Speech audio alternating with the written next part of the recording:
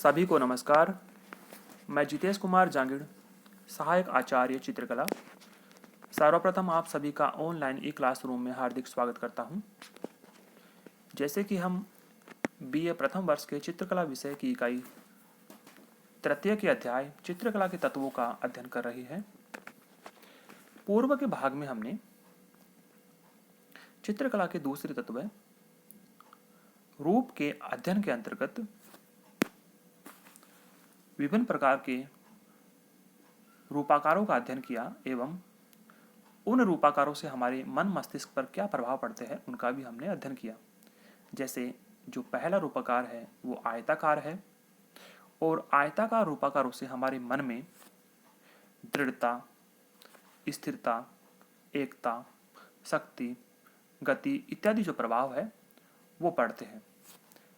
इसके बाद हमने त्रिभुजाकार का अध्ययन किया और इस प्रकार के जो आकार हैं उनसे हमें स्थिरता, सुरक्षा, शाश्वतता, ऊर्ध्व गति इत्यादि जो प्रभाव है वो हमारे मन पर पड़ते दिखाई देते हैं।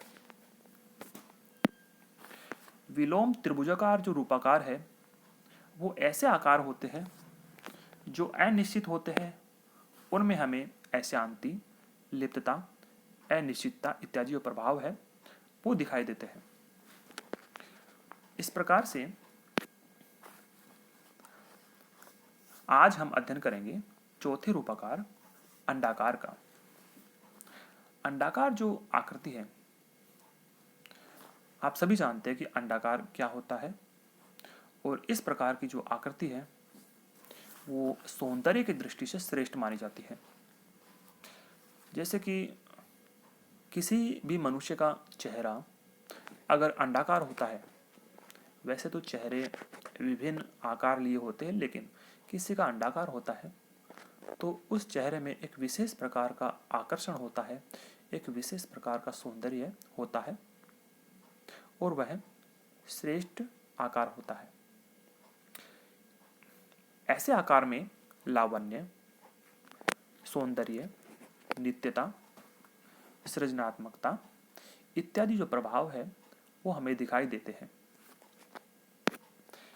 जैसे कि आपके सामने एक चित्र प्रस्तुत है। एक तरफ अंडाकार जो आकार है वो दिया हुआ है और एक तरफ अंडाकार आकार के अनुरूप जो रूपाकृति है वो भगवान बुद्ध के चेहरे की है। यह जो चेहरा है वो इतना शांत है, इतना मधुर, इतना आकर्षक आपको दिखाई दे रहा है। इसमें लावण्य है, मधुरता है, सौंदर्य है। इसी के साथ इसमें आध्यात्मिकता के दर्शन भी आपको हो रहे हैं और इस प्रकार जो ये जो आकार है इसमें जो रेखाएं हैं, रेखाओं में जो गति है, जो मधुरता है, जो कोमलता है, इसमें एक विशेष प्रकार का लावण्य आपको जो है दिखाई दे रहा है।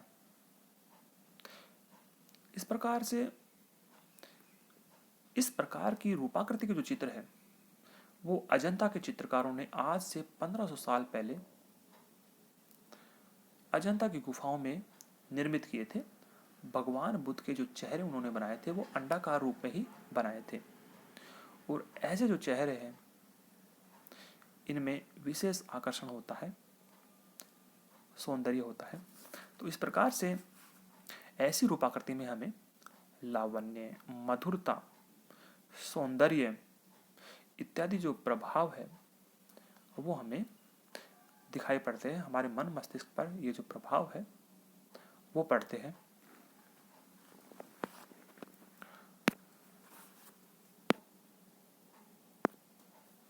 अगला जो रूपाकार है वृत्ताकार। वृत्त जो है एक सर्किल जो होता है, एक गोला होता है और उसके समान जो रूपाकार होता है, जैसे कि सूर्य है, चंद्रमा है। तो सूर्य, चंद्रमा ये ऐसे ही अनेक रूपाकार होते हैं जैसे, तो उनमें क्या है कि एक विशेष गति होती है।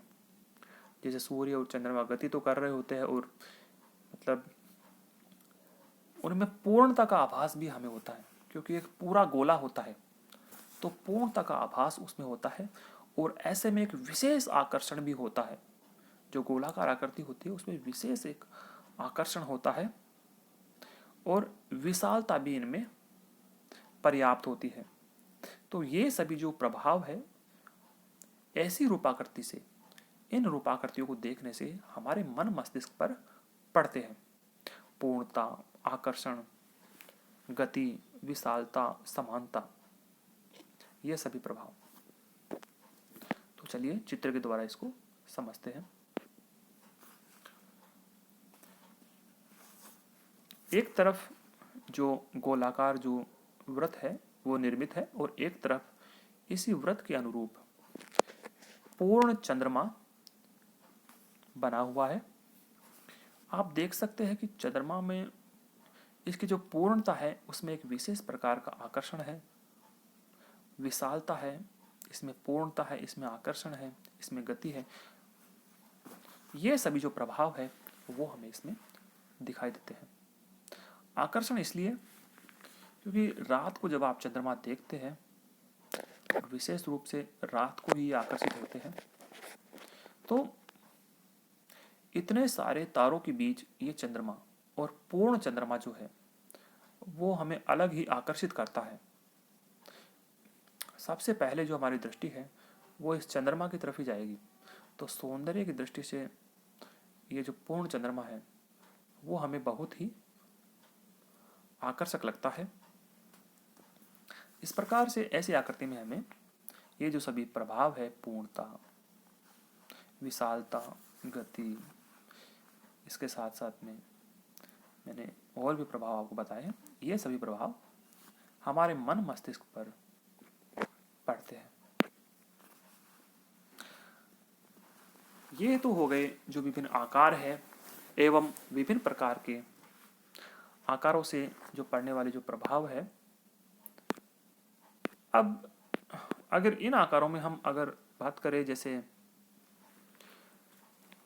यही जो व्रत जैसा आकार है, जैसे स्त्रियां अपने ललाट पे बिंदी लगाती है तो उस बिंदी में भी एक विशेष आकर्षण है। इसी प्रकार से जो बड़े बड़े जो विद्वान पुरुष होते हैं वो भी अपने मस्तक पर तिलक लगाते हैं, तो उसमें भी एक विशेष आकर्षण, एक तेज होता है, एक पूर्णता का आभास हमें दिखाई देता है। तो मतलब एक जो गोलाकार जो आकृति है उसमें वास्तव में एक विशेष आकर्षण जो है वो छुपा होता है, जो हमें आकर्षित करता है।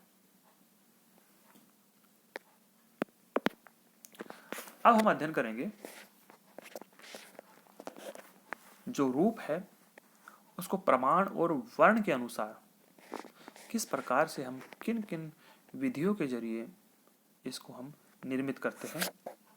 जो रूप है अगर हम उसका निर्माण करें तो किस प्रकार से उसके प्रमाण और उसके जो रंग है उसमें हम परिवर्तन करें ताकि जो रूप है उसकी श्रेष्ठ रचना हो सके और जो रूपाकृति है वो हमें नीरस ना लगे, वो हमें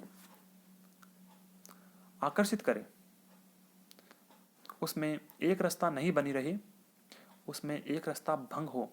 इस प्रकार से प्रमाण और वर्ण के आधार पे हम इसका अध्ययन करेंगे।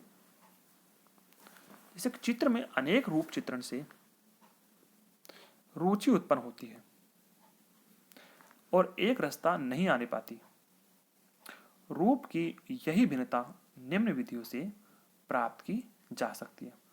मतलब रूप तो आप लोगों ने, जैसे चित्रकार ने रूप तो निर्मित कर दिए, अब वो रूप किसी को आकर्षित कर रहे या नहीं कर रहे, उसमें आकर्षण का जो प्रभाव है वो भी होना चाहिए। अगर उनमें आकर्षण नहीं है तो वो नीरस बने रहेंगे।